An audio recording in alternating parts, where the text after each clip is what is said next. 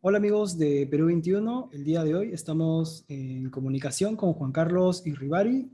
Él es Brand Manager de consumo de Lenovo y nos va a ayudar a entender cómo podemos tomar mejores decisiones al momento de adquirir una nueva computadora, una nueva tablet y cómo se pueden ajustar cada propuesta que tiene en general Lenovo y el mercado para cada una de las necesidades que tenemos como usuarios. Entonces, le damos la bienvenida a Juan Carlos y gracias por darte este espacio. Hola Omar, ¿qué tal? ¿Cómo estás? Mucho gusto. Primero, gracias por la introducción y también muchas gracias por invitarme a tu programa para poderte contar un poquito más de nuestros productos y como tú dices, ¿no? Hablar un poco más de tecnología y poder explicar un poco al público que nos acompaña un poco más de esto, con un poquito más de detalle y también qué cosas se nos vienen, sobre todo en la campaña de vuelta a clases, ¿no? Que es tan importante. Cuando vamos a comprar una computadora, siempre la mayor duda es qué computadora se ajusta a la necesidad que yo tengo, ¿no? Es decir, puedo encontrar una laptop de 2.000 soles como una de 14.000 Sí. y realmente a veces como usuarios no sabemos por dónde empezar o qué debemos de tomar en cuenta. ¿Qué nos puedes recomendar al momento de decidir por una laptop? De hecho, esa es la pregunta, de hecho, más frecuente, ¿no? La que muchas veces me hacen a mí, familiares, amigos, incluso colegas. Siempre el dispositivo que debemos usar tiene mucho específicamente con eso, ¿no? Con cuál va a ser el uso principal que le vamos a dar. En el mercado vamos a encontrar soluciones desde las súper esenciales, como tú decías, hasta las más complejas. Acá tenemos, si lo orientamos un poquito, digamos, hacia el tema de vuelta a clases, que podemos encontrar distintos perfiles. Si fuéramos a necesitar un equipo, por ejemplo, para un alumno de primaria que recién está comenzando, ¿cuáles son las necesidades que yo podría tener ahí? Es una necesidad de conectividad, probablemente tener una videollamada, una edición de algo sencillo. Ahí un procesador probablemente muy esencial, una configuración que con 4 GB de RAM me debería bastar, 128 GB de almacenamiento también me debería bastar. Si vamos complejizando esto un poquito, ya nos comenzamos a meter a procesadores por ahí un poquito más robustos, ¿no? En la compra de dispositivos nosotros tenemos que pensar muy bien en cuál va a ser el uso principal que le vamos a dar a este dispositivo, ¿no? En el caso de una computadora, y como veníamos conversando, no es lo mismo las necesidades que puede tener un alumno de primaria que las necesidades que puede tener un alumno de secundaria, por ejemplo, o que las necesidades que podría tener un alumno universitario. Incluso, dentro de este último segmento, los universitarios, sabemos que hay una diversidad de carreras y cada una va teniendo necesidades, ¿no? Te pongo un ejemplo. Si tú vas a usar, hay programas muy comunes que utilizamos ahora, como puede ser el Photoshop, el AutoCAD, ¿no? Por ejemplo, pero digamos, yo voy a usar AutoCAD, pero ¿cuánto tiempo lo voy a usar? Lo voy a usar el 50% del tiempo que yo use el dispositivo, si estoy en la universidad. Si este es el caso, en la misma página de AutoCAD o del programa que tú uses, tú puedes ver las especificaciones recomendadas del programa. Si lo vas a usar la mayoría del tiempo, deberías irte más o menos por esas especificaciones. En este caso puntual, necesitarías 16 GB de RAM, por ejemplo, y por ahí más o menos te vas ubicando. Si lo vas a usar, por ejemplo, una vez a las 500, puedes trabajar con las especificaciones mínimas, que también te lo recomiendan los diversos tipos de software, ¿no? Entonces, vas a tener opción de escoger ambas. Pero si es tu uso más frecuente, lo que probablemente te hace ir por las recomendadas que te van a dar mejores resultados y sobre todo hacer esas tareas en menor tiempo, que es lo que de hecho todos buscamos cuando es el principal uso. A veces hay ciertos programas que requieren de un mejor performance, es decir, mejores características de componentes.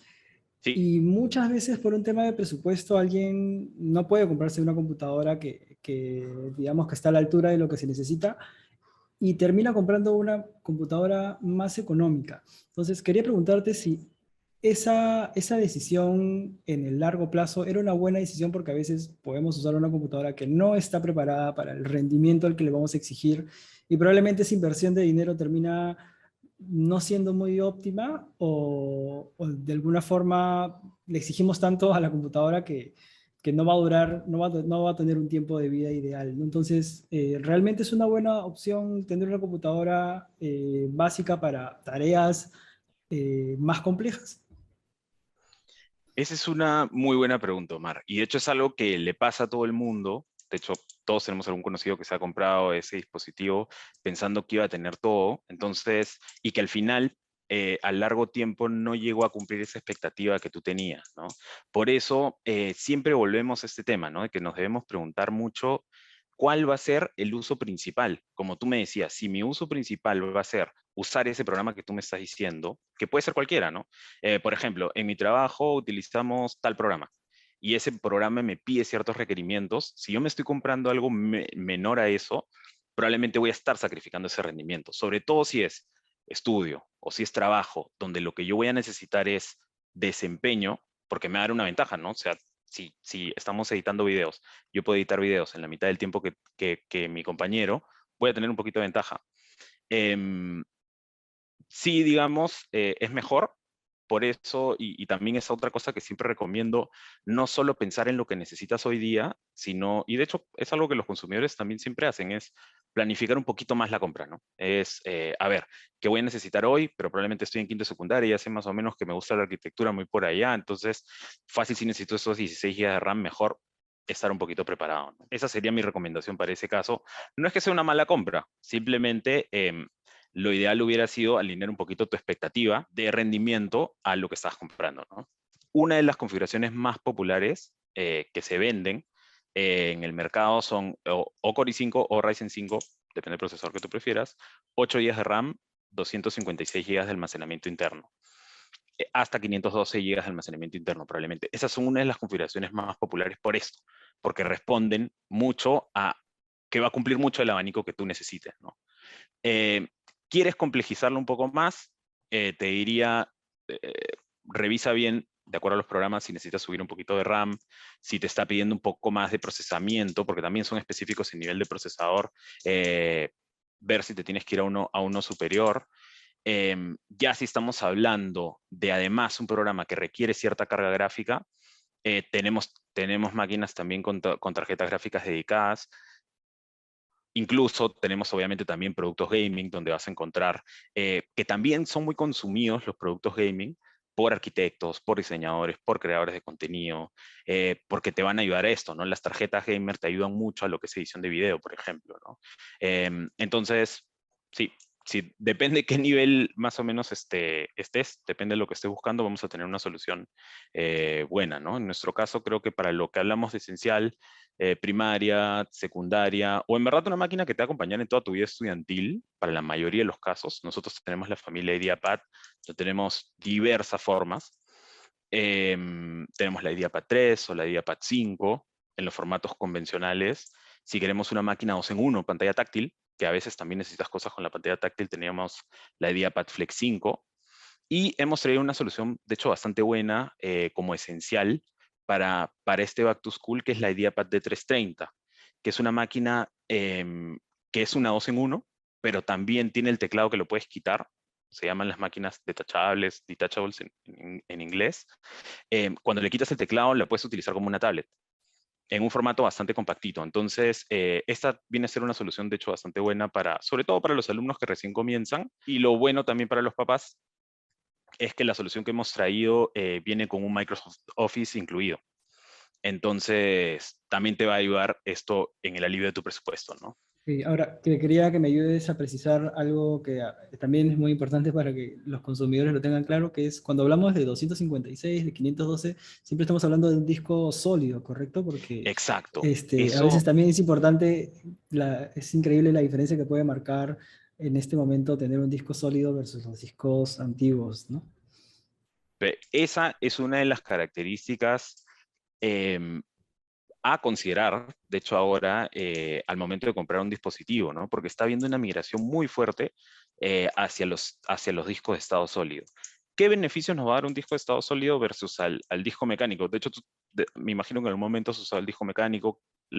Lo que usualmente nos pasa, o el disco duro HDD, también se le conoce, nos pasa mucho eso de voy a dejar que la computadora cargue, ¿no? Como que la prendes, te vas a tomar un café, regresas y recién están cargando muchas las aplicaciones. El beneficio del disco sólido, o la unidad sólida, o el SSD, ese es que te va a dar mucha inmediatez para cargar el sistema operativo, para abrir las aplicaciones. La diferencia en verdad es de algo que te puede tomar minutos, algo que te puede tomar segundos. Es impresionante. De hecho, me imagino que tú lo sabes porque también te ha pasado y has experimentado qué es trabajar con un disco sólido. Es una de las, de hecho, entre mi lista de recomendaciones creo que sería una de las primeras a considerar, ¿no? Ahora están habiendo muchas más soluciones de disco de estado sólido. Es una tendencia de mercado, por lo que también están llegando a precios más económicos las soluciones con disco sólido y es algo que yo recomendaría.